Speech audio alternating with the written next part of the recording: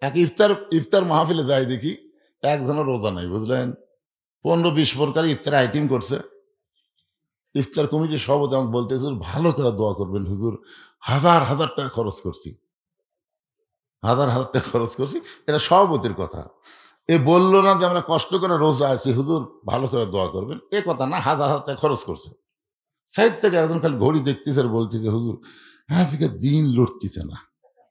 আজকের দিন এতই বড় হুজুর।" আয় হায়! এই কথা ৩ বার যখন বলছে, আমি ওকে বললাম, "তুই আমার কাছে আন।" যে কাছে আইছে, পরে কানে, কানে ফিসফিস করে বললাম, "তুই তো রোজা নাই।" হুজুর আমি রোজা নাই আপনি কেমনে জানলেন? আরে পাগলা তোর সোপা দেখলেই বোঝা যায়। আল্লাহ তাআলা রোজাদারকে ২ টা সুসংবাদ, একটা হলো ইফতারের সময়, আরেকটা হলো আল্লাহর সঙ্গে দেখার সময়। জোরে কোন সুবহানাল্লাহ। তো ইফতারের সময় তো কোনো রোজাদার বিরক্ত হবে না। তুই বারবার ঘড়ি দেখিস আর কই এত বড় দিন, এত বড় দিন। এ তো রোজাদার বলবে না। কারণ রোজাদারের জন্য ইফতার একটা কঠিন শান্তির সময়। জোরে কোন কথা ঠিক কিনা? তো এখানে মাগরিব এশার নামাজ না পড়া কারা ওয়াজ শুনতেছেন, কিছু, কিছু বোঝা যাচ্ছে অবশ্য। তা আমি আর ওগুলো বুঝবার চাচ্ছি না, নিয়ত করেন। গ্যারান্টি নাই বাড়ি যাওয়ার গ্যারান্টি নাই। আর আপনি মাগরিব এশা বাদ দিয়ে ওয়াজ শুনতেছেন? এত বড় সাহস কে দিল ভাইজান? হাউজে কাউসারের পানি যদি পান করতে চাই, ১ নম্বরের নাম হলো নামাজ। জোরে করে ১ নম্বর কি? এই নামাজ আল্লাহ নবীকে কোথায় দিলেন? হজ দিলেন দুনিয়াতে, যাকাত দিলেন দুনিয়াতে, রমজানের রোজা দিলেন দুনিয়াতে। কিন্তু নামাজ আল্লাহ নবীকে দুনিয়াতে দেন নাই, নিয়ে গেছেন আল্লাহর আরশে। সুবহানাল্লাহ। আল্লাহ নবী ৫ ওয়াক্ত নামাজ পাওয়ার পরে দুনিয়াতে আবার ফেরত এসে সর্বপ্রথম যার সঙ্গে দেখা হয়েছে, বুঝলেন? তার নাম হলো আবু জেহেল। জোরে কোন তার নাম কি? সর্বপ্রথম নামাজ পাওয়ার পরে নবীর সঙ্গে যার দেখা হলো তার নাম হলো আবু জেহেল। তা আবু জেহেল বলতেছে, "বাবা সন্ধ্যার সময় তোমাকে দেখলাম।" নবী বলতেছে, "তুমি সুন্দর, কিন্তু সকালবেলা তুমি এত সুন্দর।" আমাদের নবী যে সুন্দর ছিল এই ব্যাপারে সন্দেহ আছে? আবু জেহেল বলতেছে, "বাজান সন্ধ্যার সময় দেখলাম তুমি সুন্দর, কিন্তু সকালবেলা এত সুন্দর মনে হয় তোমার চেহারা দিয়ে আলো ঠিকরে ঠিকরে পড়তেছে। এত সুন্দর হওয়ার কারণ কি?" রাসূল বললেন, "চাচা সন্ধ্যার সময় সুন্দর ছিলাম, আর সকালবেলা এত সুন্দর হওয়ার পেছনে কারণ হলো আজকে রাত্রেবেলা আমি কাবার পাশে ঘুমিয়েছিলাম। ফেরেশতা জিবরাইল আমাকে ঘুম থেকে চেতন করার পরে জমজমের কূপের পানিতে অজু করাইয়া আমাকে বোরাকের পিঠে করে বাইতুল মুকাদ্দাসের ভিতরে আমি ২ রাকাত নামাজের ইমামতি করলাম। ২ রাকাত নামাজ পড়ানোর পরে ৭ আসমান পাড়ি দিয়া আল্লাহর আরশে গেলাম। আল্লাহ পাক আমাকে ৫ ওয়াক্ত নামাজ দিল। সেই নামাজ নিয়ে দুনিয়াতে ফেরত আইসা সর্বপ্রথম আপনার সঙ্গে আমার দেখা হলো। ওই যে রাতের বেলা আল্লাহর সঙ্গে আমি দেখা করেছি, মেরাজ করেছি। এই কারণেই হয়তো আমার চেহারার মধ্যে নূর প্রজ্বলিত হয়।" আপনারা তো সুবহানাল্লাহ কইলেন, কিন্তু আবু জেহেল এই কথা শোনার পর আবু জেহেল বলে, "নাউজুবিল্লাহ! আগে মনে করতাম তুমি আধা পাগল, কিন্তু এখন তো মনে হচ্ছে তুমি পুরা পাগল।" এই কথা বলে যখন আবু জেহেল নবীর কাছ থেকে যাবার চাই, নবী বলেন, "চাচা আপনি আমাকে ১০০০ বার পাগল বলেন, আমার কোনো সমস্যা নাই। কিন্তু আপনি পাগল বলে কোথায় যাবেন?" বলে, "অনেক দিন হলে আমি ইস্যু খুঁজতেছিলাম, ইস্যু। ফাসআউ ইলা যিকরিল্লাহ। জুমার নামাজের আযান যখন দিবে, আযান শোনার সঙ্গে সঙ্গেই তোমাদেরকে একটু দৌড়ানোর মতন জোরে হেঁটে মসজিদে যাওয়া লাগবে। হুকুম কার?" তো তাহলে আপনাদের সবার শেষে আসলেন। কি খবর? নিয়ত করছে আল্লাহ, আল্লাহ আর বইয়ের বেড়া তো বাচ্চা হইছে, যদি পুত্র সন্তান হয়, পীর সাহেবকে একসঙ্গে ভাত খিলাবো। আল্লাহ একটা কন্যা সন্তান দিছে। পরের বছর আবার যখন বইয়ের পেটে বাচ্চা হইছে, নিয়ত করছে, আল্লাহ এবার যদি একটা পুত্র সন্তান হয়, ইমামকে একসঙ্গে ভাত খিলাবো। সেইবারও আল্লাহ একটা কন্যা দিছে। আবার চান্স দিছে আমার মতন। আমি কিন্তু ২ মেয়ে বিয়ে দেওয়ার পরে লাস্টে আরেকটা চান্স নিছি। আমার ছোট মেয়ে কেবল ক্লাস 6 এ পড়ে। আর বড়গুলার বিয়ে হয়ে গেছে, বুঝলেন? তো পরের বার আবার যখন বইয়ের পেটে বাচ্চা আইছে, রাগ করে বলতেছে, আল্লাহ এবার যদি একটা পুত্র সন্তান দাও তাহলে শয়তানকে এক সন্ধ্যা ভাত খিলাবো। মানে জানে যে দিবি না, এই মনে করে নিয়ত করছে, কিন্তু আল্লাহ একটা পুত্র দিছে। এখন বাপের সাথে মায়ের কিন্তু চিন্তা বেশি, মায়ের চিন্তা বেশি। বাচ্চা কোলক নিয়ে বলতেছে, দিয়ে আল্লাহ বোঝে মন কাইরা নিতে কতক্ষণ। তুমি মান্যত করছো, মান্যত পুরা করো। স্বামী পাওয়া যায়, পীর পাওয়া যায়, ইমাম পাওয়া যায়, শয়তান কোথায় ভাই? কোথায় বাবাতে নিয়ত করলে কেন? কোথায় বাবাতে নিয়ত করলে কেন? যতক্ষণ শয়তান দাওয়াত না দিবে তোমার বাড়ির ভাত নেই। প্রধানমন্ত্রী খেপে গেলে প্রেসিডেন্টের যাওয়া হয়। ওই মন খারাপ করে রাস্তা ঘুরতেছে, একজন বলে, ভাই মন খারাপ কেন? তো বেটা হয়েছে। তো বেটা হলে তো খুশি হওয়ার কথা। বলে, নিয়ত করছি শয়তানকে এক সন্ধ্যা ভাত খেলাবো। শয়তান কোথায় ভাই? লোকটা বলতে, শয়তান যদি পাওয়ার চাও তাহলে 18 সিট যাও। কারণ আমার বাবা মাঝে মধ্যে চোখ বন্ধ করে, মাঝে মধ্যে চোখ বন্ধ করতে হয়। এরা তো দুনিয়ার সুদ ঘুষ এগুলা কিছুই দেখে না, বুঝলেন? দুনিয়াতে কি হচ্ছে এগুলা দেখে না, খালি মানে কিছুক্ষণ পর পরে দেই ঝাঁকি, ঝাঁকির চোটে এক মুড়ি পড়ে গেছে। তো বলতেছে, বাবা এত জোরে ঝাঁকি দিলেন, ঝাঁকি সহ্য করবার না পারা কাত হয়ে পড়ে গেছে। তখন বলতে, চোখ বন্ধ করে দিয়ে কাবার ধার মুরগি ঘুরতেছে, এর থেকে ইলের ধাক্কায় খেতে দিলেন। তখন হাই রে বাবা, কুটি বাবার কুটি কাবারে। যেই বাবা চোখ বন্ধ করলে গোটা পৃথিবীর খবর বলতে পারে, আমার সেই বাবাই বলতে পারবে শয়তান এখন কোন জায়গায়। যা বাবার কাছে যা। ওই শয়তানকে পাওয়ার জন্য বাবার কাছে গেছে। বাবা কয়, খবর কি রে? কয়, বেটা হয়েছে। তো বেটা হয়েছে তো নিয়ত কি? বলে, শয়তানকে একসঙ্গে ভাত খাওয়াবো। শয়তান খুঁজে পাচ্ছি না, আপনি খুঁজে দেন তো। বাবার হাতে একটা লাঠি ছিল, মারছে বাড়ি। এই তুই নিয়ত করে পারিস না বেটা হলে পীর সাহেব ভাত খেলাবো? পীর সাহেবের নিয়ত করছি, বেটি আছে। ইমামের নিয়ত করাও বেটি আছে। শয়তানও খিলে বেড়েছে যে বেটা আছে। ওই বাড়ি খায়া মন খারাপ করে আসতেছে, রাস্তার মধ্যে হুজুরের সাথে ইমামের সাথে দেখা। ইমাম বলে, কি বাবার মন খারাপ কেন? বলে, বেটা হয়েছে। তো বেটা হওয়া তো ভালো, আলহামদুলিল্লাহ। শয়তানকে ভাত খাওয়ানো নিয়ত করছি। কোথায় গেছিল? কয়, বাবার কাছে গেছিলাম, পিটন দিছে। ইমাম সাহেব বলতেছে, বাবা কাবা কিছুই লাগবি না, লাগাতার 3 জুম্মা তুমি খালি মসজিদের শেষ কাতারে নামাজ পড়বে। তুমি খেয়াল করে দেখবে সবার শেষে কে আসলো আর সবার আগে কে গেল। একই ব্যক্তি যদি 3 দিন এই আমল করে, সে মানবরূপী শয়তান, তাকে এক সন্ধ্যা খাওয়ালেই তোমার মান্যত পুরা হবে। যাও, তুমি খালি খেয়াল করে দেখবে লাগাতার কয় জুম্মা? 3 জুম্মা। সবার শেষে কে আসলো, সবার আগে কে গেল। একই ব্যক্তি যদি এই আমল 3 জুম্মা করে, তাহলে এই মানুষরূপী শয়তান, ওকে এক সন্ধ্যা খাওয়ালেই তোমার মান্যত পুরা হবে। আপনারা বলেন তো, মানুষের মধ্যে শয়তান আছে না নাই? সূরা নাস পড়েন, সবাই বলেন, কুল আউযু বিরাব্বিন নাস, মালিকিন নাস, ইলাহিন নাস, মিন শাররিল ওয়াসওয়াসিল খান্নাস, আল্লাযীনা ইউওয়াসবিসু ফি সুদুরিন নাস মিনাল জিন্নাতি ওয়ান নাস। এখন 5 ওয়াক্ত নামাজের কথা হবে, জুমার নামাজের কথা আসতেছি। কি মন খারাপ করতেছেন? 5 ওয়াক্ত সূর্য উদয়ের আগে যেই নামাজটা আমরা পড়ি 2 রাকাত জামাতের সঙ্গে, সেই নামাজ হলো ফজরের নামাজ। আল্লাহ রাসূল বলেছেন, ফজর এবং এশা কেউ যদি বাড়িতে নামাজ পড়ে তাহলে সে মুনাফিকি অর্জন করবে। এই 2 ওয়াক্ত নামাজ বাড়িতে পড়া চলবে না, এটা জামাতের সঙ্গে আদায় করা লাগবে। সূর্য যখন পশ্চিম দিকে হেলে যাবে, এমন সময় 4 রাকাত নামাজ জামাতের সঙ্গে আদায় করা লাগবে।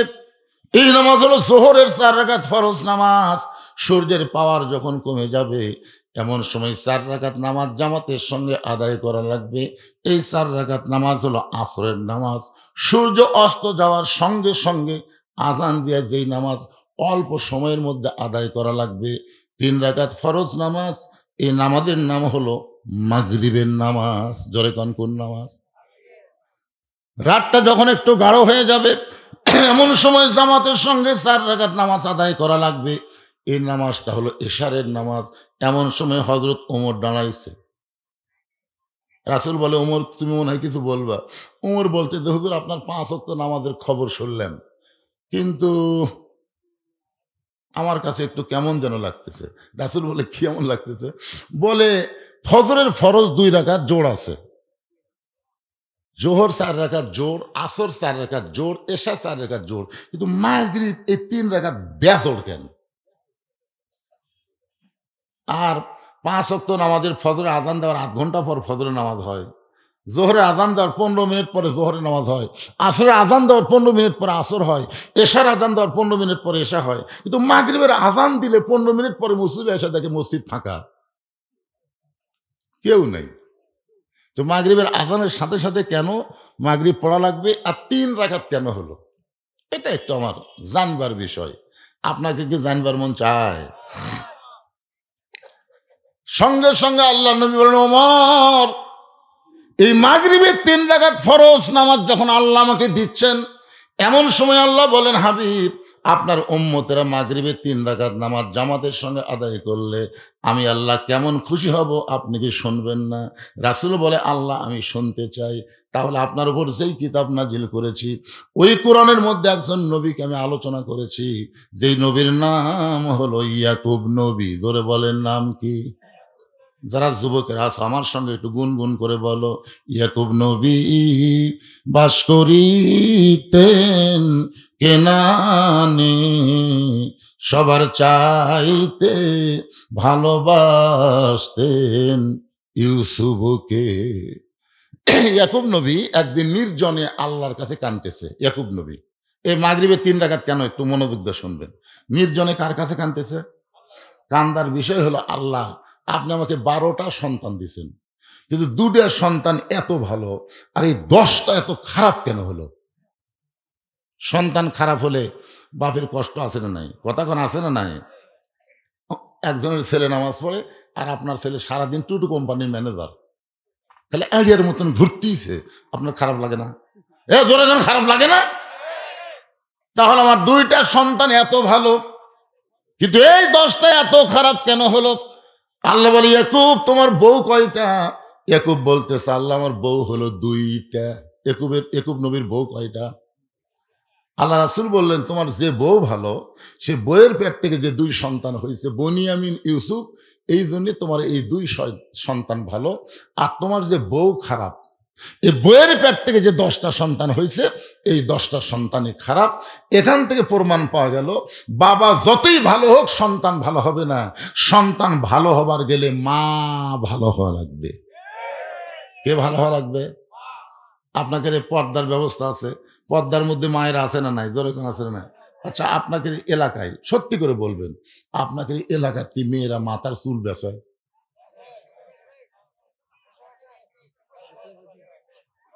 একেবারে জানিয়া করছেন না বুঝে? আচ্ছা, এরকম কোন স্বামী এখানে আছেন যে হুজুর আমার বউ চুল গেছে, এরকম একটা স্বামী আছেন? আজকে যে একটা ওয়াজ হবে, বুঝলেন? না, না, না, যার বউ গেছে সে স্বামী খাওয়া লাগবে। হায় হায়! শোনেন, মেয়ে মানুষ মারা গেলে, আপনাকে এলাকায় মেয়ে মানুষ মারা গেলে কয় কাপড় দেন? ৫টা কাপড় দেন না? আপনারা বলেন তো, পুরুষের ৩টা, মেয়েদের ৫টা। পুরুষের মতোই কিন্তু মেয়েদেরকে ৩ কাপড় দেওয়া হয়, কিন্তু আলাদা ২ কাপড় ২টা জায়গার জন্য সেট করা হয়। একটা হলো সিনা বাঁধ, আর একটা হলো মাথা বাঁধ। এখন চিন্তা করেন, যে মেয়েটার মাথা মরার পরে বাঁধা দেওয়া হলো, সেই মেয়েটা জীবিত অবস্থায় মাথার চুল বেঁচে খেল, এই মেয়েটার রেজাল্ট কি? এই মায়েরা যারা বসে আছেন একটু মনোযোগ দিয়ে শোনেন। তাও চুল কিভাবে বেঁচে জানেন? ৳১ এইদিকে দেয়, এইদিকে চুল দেয়। ৳১ সমান চুল হলে ৳২০০। হাই রে চুলের দাম রে! এই যে ১০,০০০ এই সবও জানে, ৳১০,০০০ কেজি। যে সামান্য একটু চুল কম আছে, এখন ফেরওয়ালা বলতেছে, ভাবি ৳১ সমান হতে আর সামান্য লাগবে। তো বলতেছে, ভাই রে সারা সপ্তাহ তো আমি ছিঁড়েছি রে। মানে আপনি যে প্যারাশুট তেল কিনা দিয়েছেন, জুই তেল কিনা দিয়েছেন, ওটা গেলে হাওয়া, লাভ নেই। ও সারা সপ্তাহ ছিঁড়িছে। ছিঁড়া তো এই হলো। ভাবি আর সামান্য। তখন ঘরের মধ্যে দেখা, একটু ধৈর্য ধরো ভাই, আসতেছি। ঘরের মধ্যে যে মুড়া চিরুনি দিয়ে, বুঝলেন কেন চুলের মই দেয়, হায় হায়! চুল ছিঁড়ে এনে বলতেছে ভাই এখন দেখেন তো হইতে না। তখন চুল এই ফেরওয়ালাকে লাগায় ছেড়ে পল্লার উপর দিয়ে বলতেছে ভাবি একটু কম আছে, অসুবিধা নেই, আগামী সপ্তাহ ধরে দিবেন। এখন আপনার বলেন আপনার বইয়ের চুল যদি একটা ফেরওয়ালা লাড়িয়ে ছেড়ে কিনে, আপনার সে বইয়ের খবর কি? একটু মনোযোগ দিয়ে শুনবেন। বাবায় আনন্দে মাতিয়া সাগরে ভাসাইয়া সেই যে চইলা যায় খবর লয় না, মাজন ধরিয়া উদরে কতই যতন করে, 10 মাস পরে পায় প্রসবের বেদনা, এমন দরদি ভবে কেউ হবে না আমার মা গো। এক্কেবারে রক্ত মাখা জামা ওই 10 জন ইয়াকুব নবীর কাছে নিয়ে আইছে। মাগরিবের ৩ রাকাত নামাজের কথা বলতেছে, একটু মনোযোগ দেন। রক্ত মাখা জামা নিয়ে আসছে। এসে বলতেছে, বাবা বহু চেষ্টা করছি ইউসুফকে বাঘের হাত থেকে বাঁচাবার পারিনি, কিন্তু জামা বাঁচাছি। কি বাঁচাছা? ইয়াকুব নবী তাকায় দেখে জামা খালি রক্তে মাখা, কিন্তু বাঘ যে ধরিছে তার কোনো চিহ্নই নাই। আপনি ইউসুফকে ধরার আগে ইউসুফকে জামা খুলে ধরিছে না জামা সহ ধরছে? তো জামাত রক্ত মাখা আছে, কিন্তু ছেঁড়া নাই, কিছু নাই। ইয়াকুব নবী বুঝবার পারলেন এই 10 জন সন্তান ইউসুফের ব্যাপারে ষড়যন্ত্র করতেছে। তিনি ঘরের মধ্যে জামা নিয়ে গিয়ে আল্লাহর কাছে 2 হাত তুলে বললেন, আল্লাহ আমার ইউসুফ যেখানে আছে তুমি তাকে হেফাজত করো। আপনার বলেন তো বাবার দোয়া সন্তানের ব্যাপারে আল্লাহ কবুল করে কি করে না? আমি কিন্তু বাবার কথা বলেছি। এখানে আবার অনেকে দয়াল বাবা চিন্তা করবেন না, কেন আমাদের বাংলাদেশে নিজের বাবার চাইতে দয়াল বাবাকে অনেকে বেশি ভালোবাসে। ধরে কোন কথা ঠিক কি না? আমার দয়াল বাবা কলা খাবা, এরকম গান আছে না নাই? আর একজন বক্তা আছে, ওর কাছে খালি বাবার ফ্যাক্টরি। এরকম একটা বাবা আমাদের বাংলাদেশ এক বক্তা নাই, দয়াল বাবা, কেবলা বাবা, এ বাবা, শালি বাবা, এ বাবা, খালি বাবার বাবা। শোনেন, 3টা বিষয়ে 3 জন বাবাকে আপনারা খুব মজবুত করে রাখবেন। একটা হলো আদি পিতা আদম আলাইসাল্লাম, একটা হলো জাতির পিতা ইব্রাহিম আলাইসাল্লাম, আর একটা জন্ম দেওয়া বাবা। এই 3টা বাবা 2 করা যাবে না। কেউ যদি বলে আমার জাতির পিতা 2টা, বুঝবেন ওর জাতির মধ্যে ভেদাল আছে। আদি পিতা 2টা বলা যাবে না, 2 বাপে জন্ম দিছে এটাও বলা যাবে। ইয়াকুব নবী আল্লাহর কাছে ফরিয়াদ করলেন, আল্লাহ দোয়া কবুল করলেন। ইউসুফকে কূপের মধ্যে ফেলে দিয়েছে, বণিকেরা যাওয়ার সময় পানি তৃষ্ণা লাগলো। ওই কূপের মধ্যে গিয়ে দেখে পানির উপর একটা পূর্ণিমার চাঁদের মতন সন্তান আছে। ওই সন্তানকে তুলে সবাই বলে আমি নিব, আমি নিব। বণিকের সর্দার বলে তাহলে টুকরা টুকরা করে নেওয়া লাগবে। বলে টুকরা টুকরা না, একে বিক্রি করে যেই টাকা হবে সেই টাকা আমরা ভাগ করে নেব। এখন ইউসুফ ছোট্ট মানুষকে বাজারে বিক্রি করতে নিয়ে যায়। 2 জন খরিদ্দার বাজারের মধ্যে ঘুরতেছে। ওই সময় মানুষ বেচা কেনা হইতো। ইউসুফের দিকে তাকায় জোলাইখা পাগলি হয়ে বলতে, স্বামী গো, এই যে ফুটফুটে সন্তানকে আমি গ্রহণ করতে চাই, এই সন্তানকে আমি গ্রহণ করতে চাই। বণিকের সর্দার মনে মনে চিন্তা করে, মেয়ে মানুষ যখন কোনো জিনিস পছন্দ করবে তার দাম বেশি চাইলে কোনো সমস্যা। আপনি বগলে যদি জয়পুরহাট যান, আপনি ঠকিছেন, ঠকিছেন। আপনি বগলে কাপড় কিনবার যাবেন, একেবারে 600 টাকা কাপড়ের দাম 1200 টাকা চাবি। আর এরকম কাপড় বের করে ভাবি এইটা আমার মানবি, ভাবি আরে হায়। এই জন্যে মেয়ে মানুষ কোনো জিনিস পছন্দ করলে দাম বেড়ে যায়। যখনই বণিকের সর্দার বুঝবার পারছি ইউসুফরে পছন্দ করছে একজন নারী, তার নাম হলো জোলাইখা। জোলাইখার নাম কি? 1,00,000 স্বর্ণ মুদ্রা। আজিজ মিশর বলে কি এত কি এর দাম হয়? জোলাইখা বলতেছে বহু বছর সংসার করলাম, এখন পর্যন্ত সন্তান দিবার পারলা না। একটা সন্তান কিনবার চাই, এখানে তোমার টাকা বাজলো কোন জায়গায়? 1,00,000 স্বর্ণ মুদ্রা দিয়া ইউসুফকে জোলাইখা কিনে নিয়ে বাড়িতে যায়। নিজের সন্তানের মতন তাকে লালন পালন করে, নিজের সন্তানের মতোই লালন পালন করে। কিন্তু এক সময় ইউসুফ বড় হচ্ছে। সুবহানাল্লাহ খান। আচ্ছা বলেন, একটা পুরুষ মানুষ একটা ছেলে বড় হলে, একটা বালক যদি, একটা ছেলে যদি বালক হয় তার মধ্যে কিছু সিমটম দেখা যায় না? কথা কানা যায় না? আমরা তো অনেক সময় না বালক হয়েই থাকতে চাই। খুব খেয়াল করবেন, একটু পুরুষ হচ্ছে পুরুষ। এই জন্য আল্লাহ রাসূল বলেছেন, দাড়িমোচ যতদিন বাচ্চাদের না উঠবে, সেই বাচ্চা যদি পরপুরুষ হয়, দুলাভাইয়ের সাথেও শালা থাকা যাবি না। আমার কথা কি বুঝতে পারলেন? দাড়িমোচ যতক্ষণ না উঠবে ততক্ষণ মেয়া, মেয়া লাগে। জোরে কন কি লাগে? মেয়ার মতন লাগে। ভাইজান আপনি সামনে বসে থাকেন, মন খারাপ করেন না, অসুবিধা নাই। একটা পুরুষ মানুষের একটা ঢপ আছে তো, একটা চেহারা নাই। জোরে কোন আছে না নাই? কথা কন না কেন? ইউসুফের দাড়ি মোচ গজাইছে, যেই পুরুষের মতন ইউসুফের চেহারা হয়েছে, এমন সময় জোলাইখা ইউসুফের দিকে তাকাই, মিন শাররিল ওয়াসওয়াসিল খান্নাস, ভিতরে শয়তান বলতেছে, জোলাইখা তোর আজিজ মিসর বুড়া হয়ে গেছে, কি টকবগা যুবক। ও জোলাইখা, ইউসুফ তো তোর নিজের কেউ না, আজ থেকে নিজের করে নাও ভালোবেসে। জুলাইখা ইউসুফের চেহারা দিকে প্রেমে পড়ে যেই মাত্র ইউসুফের গায়ে হাত দেয়, সঙ্গে সঙ্গে ইউসুফ বলতেছে, হারাম হারাম। জুলাইখা চমকে গেছে, কিসের হারাম? ইউসুফ বলতেছে, এভাবে আমার গায়ে হাত দিবেন না। এতদিন আপনি আমাকে লাড়াচাড়া করেছেন, তখন আপনার শরীরের মধ্যে কোনো গরম পাই নাই, কিন্তু আজকে কিভাবে আপনি আমার গায়ে হাত দিলেন? আমার দেহে কেন গরম লাগতেছে? কুল্লু নাবিউন মাসুম আইন, আল্লাহ প্রত্যেকটা নবীকে বেগুনা মানায় দিছে। জোরে কান সুবহানাল্লাহ। জুলাইখা চিন্তা করে দেখে, সোজা আঙ্গুলে ঘি উঠবে না, আঙ্গুল বাঁকা করা লাগবে। আঙ্গুল বাঁকা করার জন্য জুলাইখা ইউসুফকে নিয়ে গেলেন নির্জন ঘরে, 10টা দরজায় তালা দিয়া একেবারে নির্জন ঘরে নিয়ে গিয়ে বলে, ইউসুফ রে, এখন তুমি কি করবা? লক্ষ্য করে দেখো, তুমি আর আমি ছাড়া কেউ নাই, আমার মনের বাসনা পুরা করা লাগবে। ইউসুফ চোখের পানি বের করে বলতেছেন, ইন্নী আখাফুল্লাহ, আমি আল্লাহকে ভয় করি। আমি কাকে ভয় করি? জুলাইখা বলতেছে, এখানে কেউ নাই, তুমি আর আমি, তুমি আর আমি, কেউ নাই। ইউসুফ বলতেছে, কেউ না থাকলেও আমার আল্লাহ সব দেখবে। এই কথা বলে ইউসুফ যখন পলাবার চায়, জুলাইখা চিন্তা করতেছে, যতই পলাবার চাও, দরজার তালা মারছি, চাবি আছে আমার হাতে। নাসরুম মিনাল্লাহি ওয়া ফাতহুন করিব ওয়াবাশশিরিল মুমিনিন। প্রত্যেকটা দরজার তালা খুলে গেল, সমস্ত দরজার তালা খুলে ইউসুফ যখন শেষ দরজার তালায়, এমন সময় জুলাইখা রাগিনী ভাগিনী হয়ে ইউসুফের জামার পিছন দিকে এভাবে খামচে ধরছে।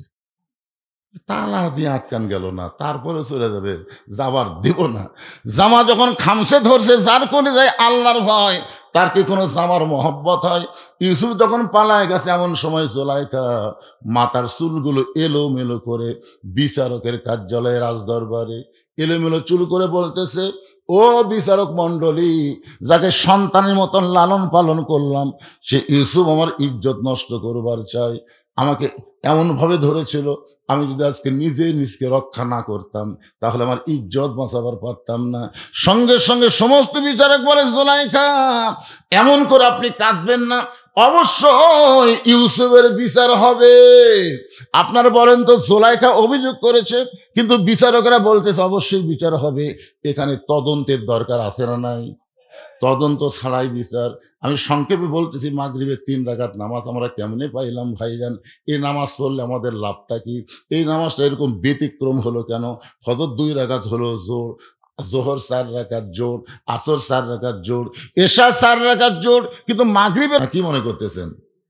একজন মুসলমান এখনই মসজিদ থেকে নামাজ পড়ে বার হয়ে বলতেছে, যদি আল্লাহ জাহান্নাম দেয়, আল্লাহ যদি জাহান্নাম দেয়। আপনি সন্দেহ করতেছেন? আপনার বাবার সম্পত্তি পাওয়ার ব্যাপারে আপনি সন্দেহ করতেছেন?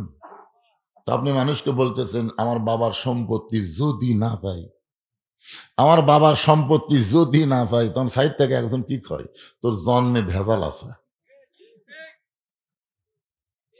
তো যারা জান্নাত পাওয়ার ব্যাপারে সন্দেহ করতেছে, এদের ইমানের মধ্যে ভেজাল আছে। ধরে কোন কি কথা কন না কেন? সন্দেহ কারা করে? সন্দেহ সন্দেহ সন্দেহ রোগটা ভালো রোগ, যেরকম ভালো। কিন্তু একটা হিন্দুর সন্দেহ নেই। আমি একটা হিন্দুকে বলছিলাম, মরলে কোথায় যাবা? কয় স্বর্গে যাব। আমি একটা মুসলমানকে বলছিলাম, মরলে কোথায় যাবা? কয় কবরে যাব। দেখছেন? হিন্দু কয় জান্নাত যাব, স্বর্গ মানে জান্নাত, আর মুসলমান কয় মরলে কবরে যাব। আপনি বলেন তো, মরলে আপনি কবরে যাবেন? আপনি কি চিন্তা করলেন? আপনি মারা যাওয়ার পরে আপনার খাঁচার কবর হবে, আপনার দেহের কবর হবে, কিন্তু আপনার ভিতরের পাখির কোনো কবর হবে না। পাখি খালি জায়গা পরিবর্তন করবে। জোরে কোন কি পরিবর্তন? পঞ্চ আত্মা পঞ্চরূহ হিসাবেতে দেখা যায়, একেতে দুইয়েরই জনম, পরমাত্মার মরণ নাই। কে বলে হে মানুষ মরে, মানুষ মরিলে তবে বিচার হবে কার। বুঝবার পারেননি? বুঝবার পারলে সবাই ঠিক বলতেন, কিন্তু যারা বুঝবার পারছে এরা ঠিক করছে। আপনার ভিতরের পাখির মৃত্যু নাই পাগলা। যদি আপনি আল্লাহর হুকুম অনুযায়ী চলেন, আপনার পাখি ইল্লিন নামক জান্নাতের বাগানে জায়গা পাবে। আর যদি আল্লাহর সঙ্গে গাদ্দারি করেন, তাহলে আপনার পাখিকে আল্লাহ তাআলা সিজ্জিন নামক জাহান্নামের অতল গহ্বরে ঢুকিয়ে দিবে। তো আমরা কোনটা চাই, ইল্লিন না সিজ্জিন? ইল্লিন যদি চাই তাহলে সূরা কাউসারের তাফসীরটুকু ভালোভাবে শুনতে হবে, সেই মোতাবেক নিজের জীবনকে গঠন করতে হবে। মানুষের তৈরি সমাজকে লাঠি দিয়া আল্লাহর কোরআনের রাষ্ট্র গঠন করার জন্য আল্লাহর সৈনিক হওয়া লাগবে, চলবে না। মানুষের তৈরি করা কোনো সংবিধান মুসলমানের জন্য চলবে না। চলবে? আমি মুসলমান, আল্লাহর কোরআন থুয়া কে কি কইল সেইটা অনুযায়ী আমি চলবো, এটা চলবে না ভাইজান। ইমাম গাজ্জালী রহমতুল্লাহ আলাইহি বলেন, হাউজে কাউসারের পানি যেই দেহের মধ্যে ঢুকবে, ওই দেহটার জন্য আল্লাহ তাআলা জাহান্নামকে হারাম করে দিবে। এই হাউজে কাউসারের মালিক আল্লাহ তাআলা অন্য কাউকে দেয়নি, আমাদের নবীকে দিয়েছেন। সুবহানাল্লাহ কোন না কেন? কত ভাগ্য আমাদের ভালো। বিশ্ব নবী পাইছি, বিশ্ব নেতা পাইছি, নবীর উম্মত হইছি, আবার হাউজে কাউসারের মালিক আমাকে নবী। হাসর হবে তামার সানি, উম্মত বলবেন পানি পানি।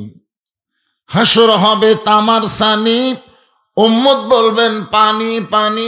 সেই কঠিন দিনে নবী বিনে, সেই কঠিন দিনে নবী বিনে পানি দেওয়ার সাধ্য কারো নাই। সেই পানিটাই হলো হাউজে কাউসার। বলে কারো সুবহানাল্লাহ।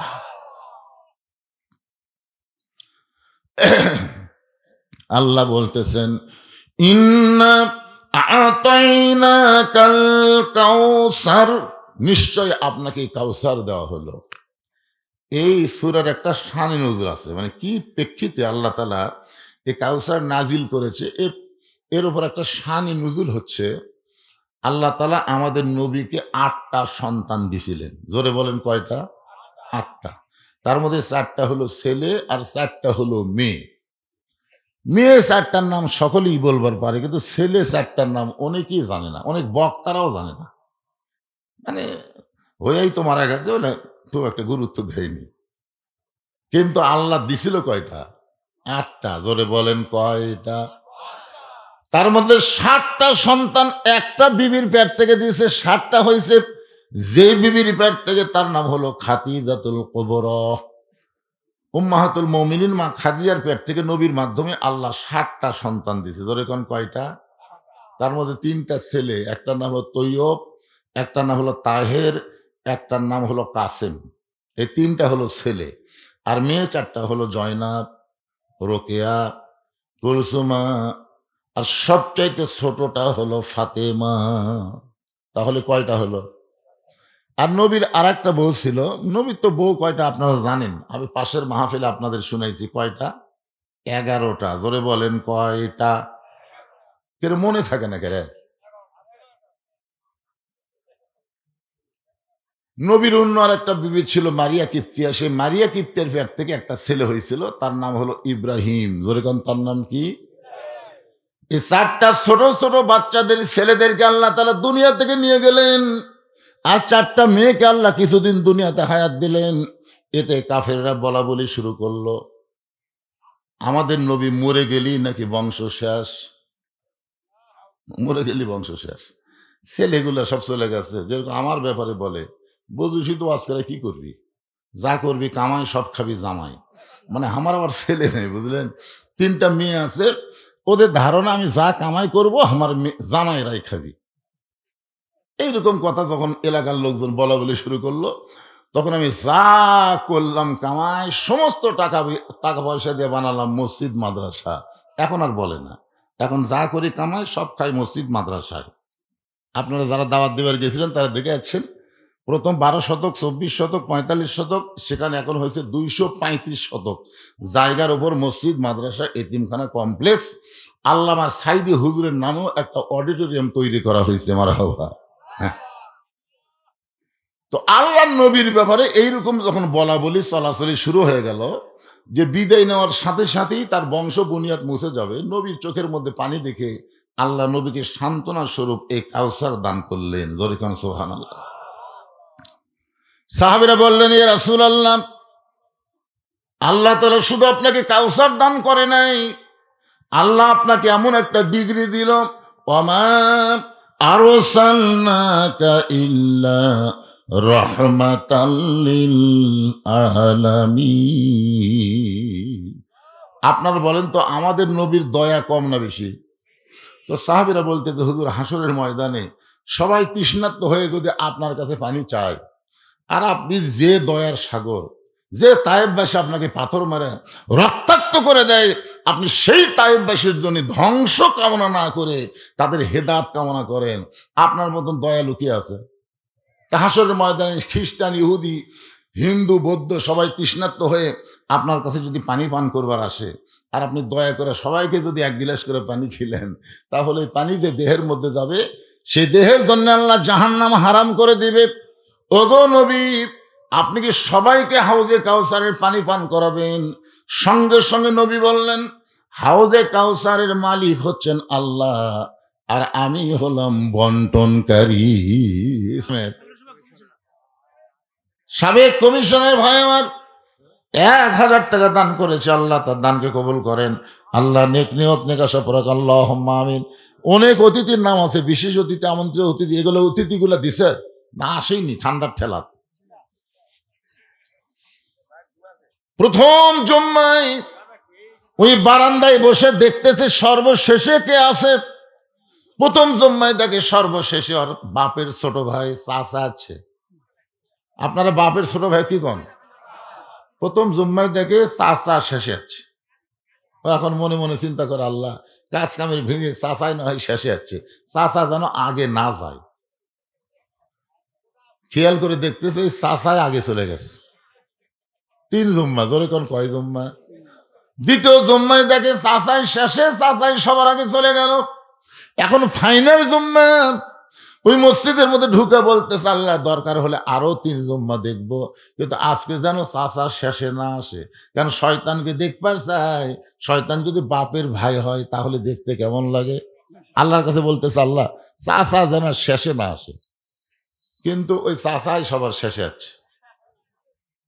এখন বলতেছে, আল্লাহ, আজকেই তো শেষ দিন, চাচা যেন সবার আগে না যায়। আল্লাহ, যে কোনো একজন তুমি সবার আগে বের করবে, আমি আরো 3 দিন দেখবো, কিন্তু চাচা শয়তান হোক দেখবো না। কিন্তু যতই দোয়া করছে কাম হয়নি, ওই চাচাই সবার আগে বের হয়ে চলে গেছে। ওই একদিক দিয়ে খুশি, একদিক দিয়ে বেজার। খুশি হওয়ার কারণ হলো শয়তান পাওয়া গেল, মান্নত পুরা হবে। আর বেজার হওয়ার কারণ হলো চাচাই যে শয়তান হলো। নামাজ শেষ করার পরে ভাসতে চাচার বাড়িতে গেছে, গিয়ে বলে, চাচা, আগামী সোমবার আমার বাড়িতে আপনার দাওয়াত দুপুর বেলায়। চাচা ছোট বাচ্চার মতন কান্দে। কান্দার কারণ হলো বর্তমান বেটার বইয়ের অত্যাচার, বেটার বাড়িতে খাওয়া হয় না, আর ভাস্তার বাড়ির চাচার দাওয়াত। ভাগ্যের ব্যাপার, ধরে কোন কিসের ব্যাপার? বর্তমান বেটার বইয়ের অত্যাচারে বেটার বাড়িতে খাওয়া হয় না। বলেন তো এরকম ছেলে আছে না নাই? এত ভালো ছেলে ছিল, সেই ছেলেটা বিয়ে করার পর এমন নষ্ট হয়ে গেল। এই নষ্ট হওয়ার পিছনে কিন্তু আপনার ছেলের বউ, মানে বেটার বউ। জোরে কোন কার বউ? আরে, আপনি কি দেখে বিয়ে করাছেন? আপনি কি দেখে আপনার ছেলের বিয়ে করাইছেন? আপনি কি ডিমান্ড দিয়েছেন? আমাকে এক ছেলের বাপ বলতেছে, হুজুর, আমি বড় আশা করছি আপনাকে একটু সাথে লিয়া আমার ছেলে বিয়ে করাবার চাই। তাই আমি বললাম, ভাই, বরযাত্রী যারা বাপের কুপুত্র তারা, আমি যাব না। বলে, না হুজুর, একটা আশা করছি হুজুর। তো যাই হোক, বারবার কান্নাকাটি করার পরে আমি যাওয়ার জন্য রাজি হলাম। তো যাওয়ার সময় একটা গাড়ির চলে যাচ্ছি। ওই আমার ছেলের বাপ মোবাইল করে বলতেছে মেয়ের বাপকে আ সাইডে একটু মোবাইল করে বলতেছে, "এই আমাদের সঙ্গে কিন্তু বড় একটা বক্তা যাচ্ছে। তোমরা একটু পর্দার ব্যবস্থা করো।" কিসের ব্যবস্থা করো? পর্দার ব্যবস্থা করো, কারণ এই বক্তা যা দেখবি তাই কিন্তু ওয়াজত করবি। এই কথা শুনে তা আমি শুনবার পেলাম কিন্তু কিছু করলাম না। যাওয়ার পরে দেখি মাশাআল্লাহ সেইরকম পর্দা, মেয়ের এক সাইডে, পুরুষের এক সাইডে, মাঝখানে পর্দা দিয়ে গলি করে দিছে। তো আমি এখন ছেলের বাপকে বলতেছি, "ভালো জায়গায় বিয়ে করা স্যার, ভালো জায়গা। কি পর্দা বাড়ি।" আসলে জায়গাটা খুবই ভালো। আমার মনে হয় বংশও ভালো। সাইড থেকে একজন বলতেছে, "হুজুর এ পর্দা আপনার জন্যে।" যেই বলছে আমার জন্যে, তখন একদিক দিয়ে আমার খুবই খারাপ লাগলো। আমি কি এতই খারাপ যে আমার জন্যে পর্দা? আমি কি বেপর্দা নারীদের দৌড়ে যে ধরবো নাকি? তাহলে ওদের জন্য পর্দা না, আমার জন্য পর্দা। আবার একসময় মনে করলাম আমি হলাম পুরুষ মানুষ। পুরুষ মানুষের জন্য পর্দা লাগবেই। ধরে কোন কথা ঠিক কিনা? আলহামদুলিল্লাহ খুশি হলাম যাক। কিছুক্ষণ পরে আমাদের বগুড়াতে নিয়ম আছে, বিয়ে করার আগে মেয়েকে কিছু ছেলের বাপ পরীক্ষা করে। আপনাকে এলাকাতে আছে? তো এরকম মেয়েকে নিয়ে আসলো। নিয়ে আসার পরে আমি বসে আছি। আমার সামনেই মেয়েকে প্রশ্ন করলো, "মা, তুমি কি আয়াতুল কুরসি জানো?" আমি চিন্তা করলাম কোরআনের সবচাইতে বড় আয়াত, গুরুত্বপূর্ণ আয়াত। পারবি? এই চিন্তা করতে, করতে মেয়েটা আয়াতুল কুরসি শুনাইয়া দিল। সুবহানাল্লাহ খান।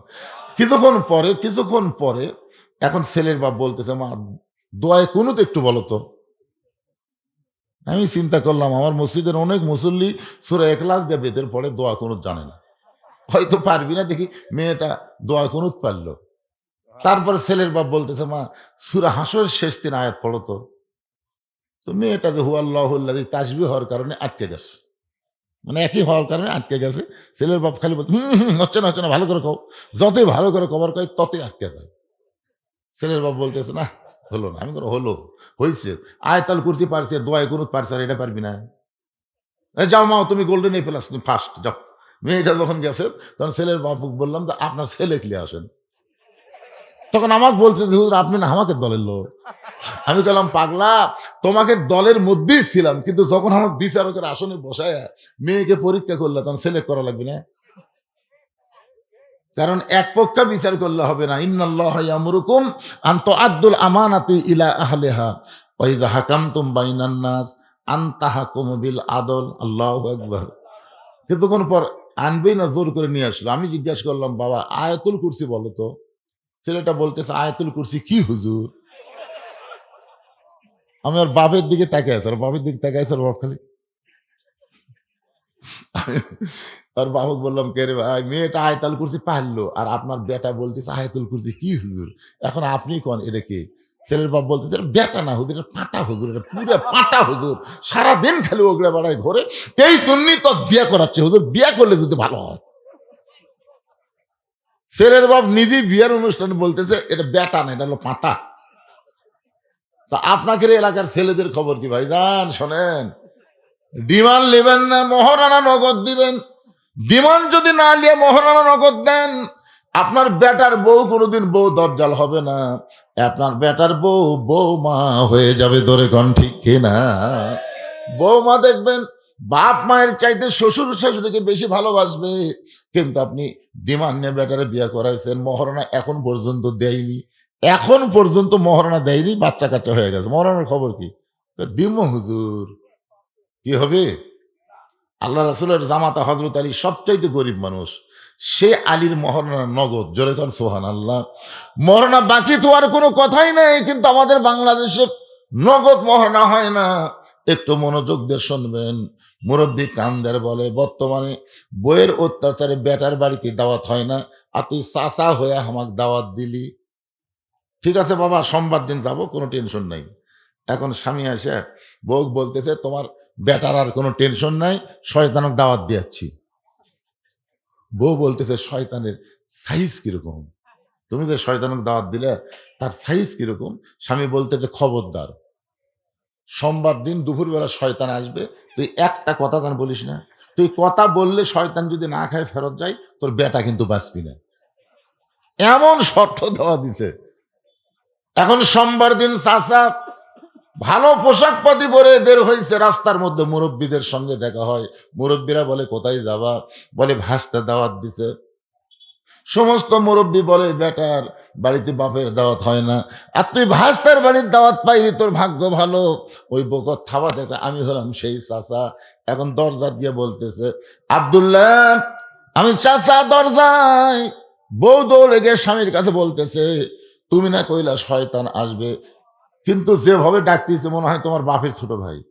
স্বামী আঙ্গুল তুলে বলতে, তো কইনি, চুপ। যদি বেটা বাঁচাবার চাস জবান যেন খুলিস না। যেই মাত্র চাচা বাড়ির মধ্যে আইছে, বাড়ির মধ্যে ঢুকেই বলে, বেটা আমি একটু দোয়া করবার চাই।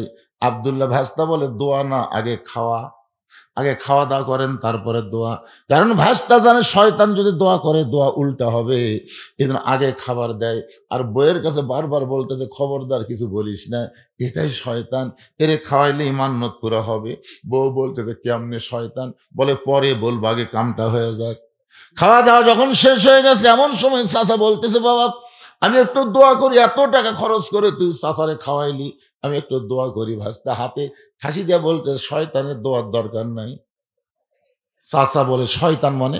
বলে, শয়তান মানে আমার হুজুর কইছে, আমার হুজুর কইছে জুমার দিনে সবার শেষে আসে আগে যাবে। এই কাম যদি লাগাতার 3 জুম্মা করে, তাহলে সে শয়তান, তাকে এক সন্ধ্যা খাওয়ালি মান্যত পুরা হবে।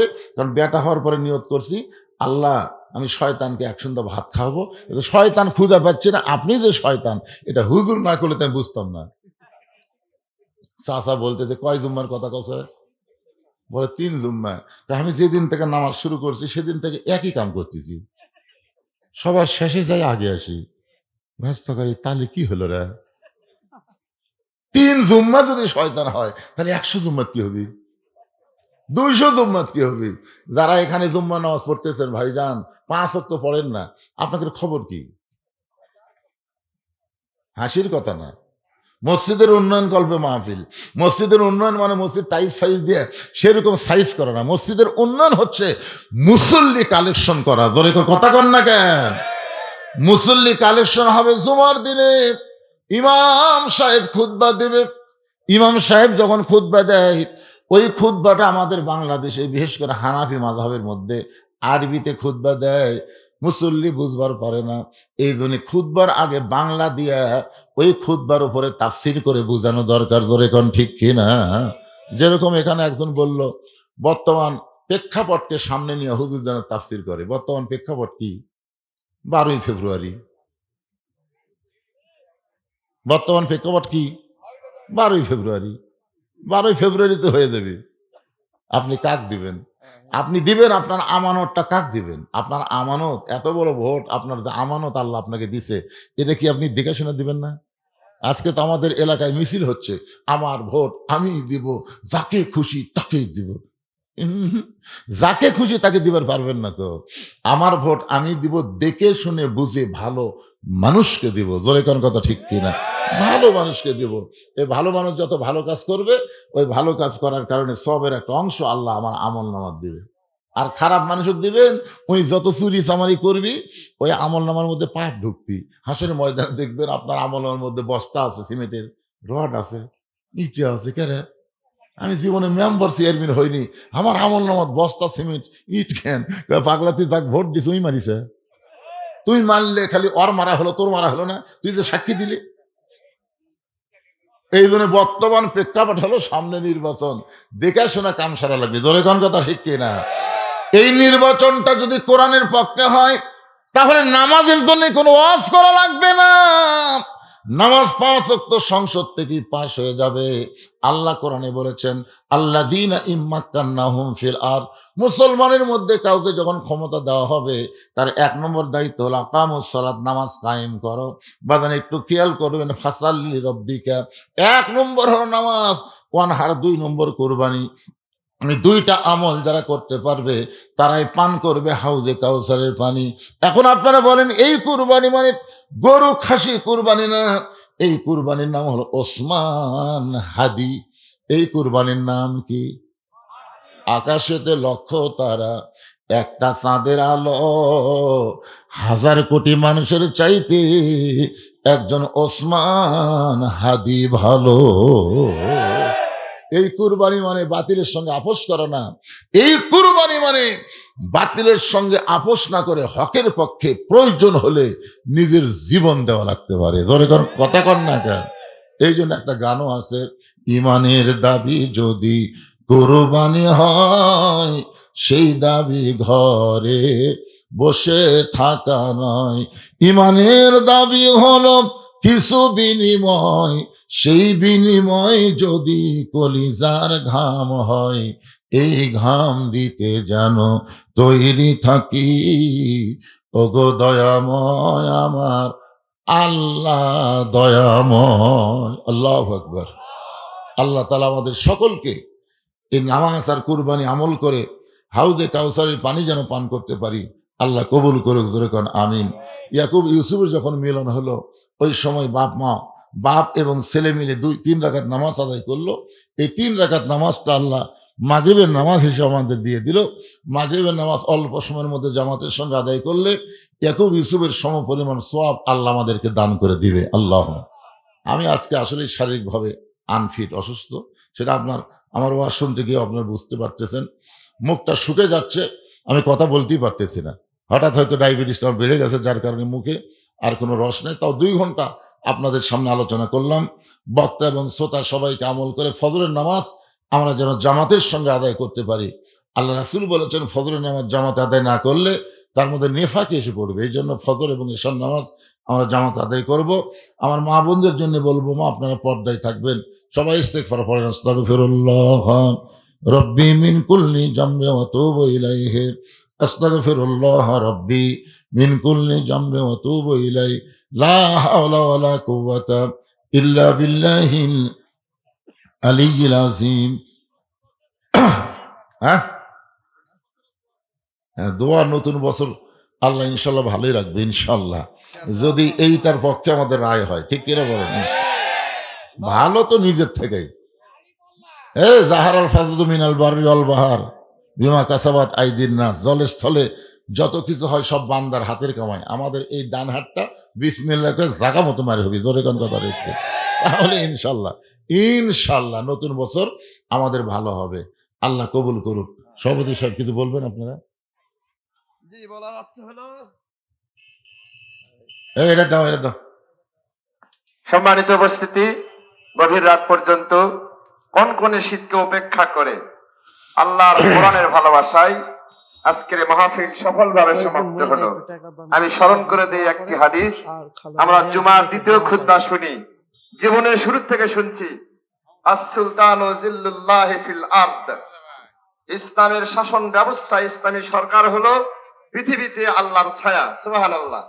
মান আহানা সুলতান আল্লাহ ফাকাদ আহানাহুল্লাহ। যারা আল্লাহর এই সরকারকে অপমান করবে, আল্লাহ তাদেরকে অপমান করবে। দীর্ঘ 15 বছর ইসলামের সরকার যারা চায়, সরকার যারা তৈরির জন্য আন্দোলন করে, সংগ্রাম করে, সেই সমস্ত নেতাদেরকে যারা ফাঁসি দিয়েছে, আল্লাহ তাদেরকে অপমান করে দেশতারা করেছে। সুতরাং এই খুতবা শুনলেই নয়, আগামী দিনে ইসলামের একটা সরকার লাগবে। আল্লাহ পাক বক্তা মহোদয়ের মুখ থেকে সেই ইঙ্গিতই আমরা পেয়েছি। সবাইকে আল্লাহ পাক তৌফিক দান করুন। আমরা ঘরে ফিরে যাব, দিক নির্দেশনা মাফিক আমাদের আগামী জীবন চালাবো। আল্লাহ পাক যেন সবাইকে তৌফিক দান করুন। আল্লাহ। অনেকে দান করেছে, মেয়েদের মধ্যেও দান করেছে। মাহফিলের ব্যাপারে দেশে বাহিরে যারা দান করেছে সকলের জন্য প্রাণ খুলে দোয়া হবে ইনশাল্লাহ। বিশেষ করে 3 বারের সাবেক প্রধানমন্ত্রী আপসীর নেত্রী, আজকে তার দাফন হয়েছে, তার জন্য দোয়া করবো। আল্লাহ পাক তার কবরটাকে জান্নাতের উচ্চ মাকামে কবুল করুক, জোরে কোন আমিন। সবার জন্য দোয়া হবে, হাত তুলে আল্লাহুম্মা আমিন। আল্লাহুম্মা আনতাস সালাম ওয়া মিনকাস সালাম, তাবারাকতা ইয়া যাল জালালি ওয়াল ইকরাম। আয় আল্লাহ তাআলা, যোগ্যতম সভাপতি সহসভাপতির মাধ্যমে আজকের যুবকদের আঞ্জাম দেওয়া তাফসীরুল কোরআন মাহফিলে তীব্র শীতের ভিতরে আখিরি মোনাজাতে রহমতের দরজায় আমি গুনাহগার দুখানা হাত তুলেছি। আল্লাহ মেহেরবানি করে আজকের মাহফিল আমাদের সকলের হেদায়েতের জন্য, নাজাতের জন্য, জান্নাতের জন্য কবুল করো। এই মাহফিলের শুরু থেকে শেষ পর্যন্ত যত আলোচনা হয়েছে আল্লাহ, এর মধ্যে যদি ত্রুটি হয়, ভুল হয়, মাফ করে দাও। এর যা হাদিয়া মঞ্জুর করো সোনার মদিনায় নবী পাকের রওজা মোবারকে আল্লাহ কবুল করে নাও। তামাম আম্বিয়াই কেরাম, আসহাবে কেরাম, তাবিনী কেরাম, তাবা তাবিনী কেরাম, তামাম পৃথিবীর মাটির নিচে যত মুমিন মুমিনা শুয়ে আছে আল্লাহ, সকল আর ওয়াফরে হাদিয়া কবুল করো।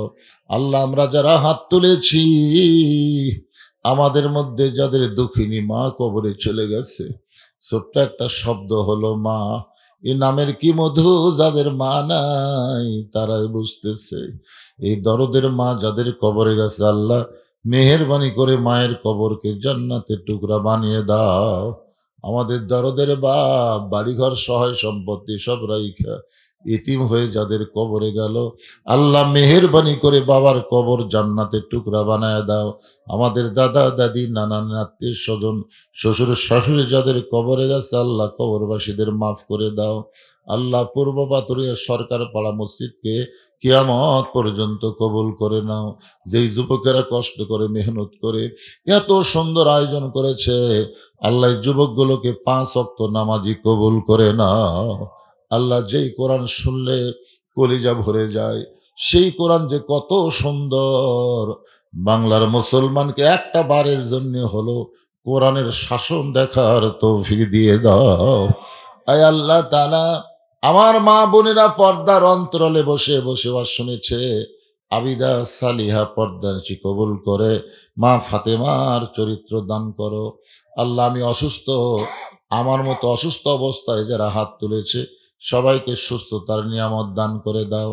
আজকের মাহফিলের সম্মানিত সভাপতিকে আল্লাহ তুমি কবুল করো, সহসভাপতি কবুল করো, মসজিদ কমিটির সভাপতি, সহসভাপতি, সেক্রেটারি, আল্লাহ মসজিদের ইমাম, মুয়াজ্জিন, খতিব, মুসল্লিদের আল্লাহ তুমি কবুল করো। আল্লাহ, গোটা বিশ্বের মুসলমানকে আল্লাহ তুমি হেফাজত করো। খাস করে তোমার দরবার আরজ করি আল্লাহ, দেশ নেত্রী বেগম খালেদা জিয়া আলেমুল আমাদের অত্যন্ত ভালোবাসতেন। মহিলাটা অত্যন্ত ভদ্র ছিল, তার ভাষার শালীনতা ছিল, কোনোদিন কাউকে কটাক্ষ করে এমন কোনো কথা বলে নাই। সেই ভালো মানুষটা আজকে দুনিয়া থেকে চলে গেল। আল্লাহ, চলাফেরায় যদি কোনো ত্রুটি ভুল হয়ে যায় মাফ করে দিয়ে তার কবরটাকে জান্নাতের টুকরা হিসাবে কবুল করে নাও। আল্লাহ, তার স্বামী শহীদ প্রেসিডেন্ট জিয়াউর রহমান, আল্লাহ তাকে হত্যা করা হলো চিটাগাংয়ের সার্কিট হাউসে, তার ব্রিফকেস খুলে পাওয়া গেল যায় নামাজ আর কোরআন। আল্লাহ, স্বামীর পাশে আছিস কি সমাহিত হলো। আল্লাহ, দুইটা কবরকেই তুমি জান্নাতের টুকরা কবুল করে নাও। আল্লাহ, সংসপ্ত পরিবারের প্রতি রহমত বরকতের দরজা করে দাও, ধৈর্য ধারণ করার তৌফিক দিয়ে দাও। মাবুদ, একটা বছর আমাদের মাঝ থেকে বিদায় হয়ে চলে গেছে আল্লাহ। 25 সাল কি করেছি আল্লাহ আমরা জানি না। ভালোর চাইতে হয়তো মন্দই বেশি করে ফেলেছি। মোনাজাতের মাধ্যমে তোমার কাছে তওবা করতেছি আল্লাহ। আল্লাহ, যে বছরটা চলে যাচ্ছে বিদায় হয়ে যত পাপ করেছি আল্লাহ মাফ করে দাও। 26 সাল ইমানের সাথে ইজ্জতের সাথে আমলের জিন্দেগি যেন কবুল হয়, কবুল করে নাও আল্লাহ। 26 সালে বাংলাদেশে আল্লাহ তোমার কোরআনের বিজয় আমরা দেখতে চাই, এমন তৌফিক আমাদেরকে দান করে দাও। সুবহানা রাব্বিকা রাব্বিল ইজ্জাতি আম্মা ইয়াসিফুন ওয়া সালামুন আলাল মুরসালিন ওয়ালহামদুলিল্লাহি রাব্বিল আলামিন। ওয়াজাল আখিরাতি কালিমাতুন ইনদাল মাউত লা ইলাহা ইল্লাল্লাহু মুহাম্মাদুর রাসূলুল্লাহ সাল্লাল্লাহু আলাইহি সাল্লাম।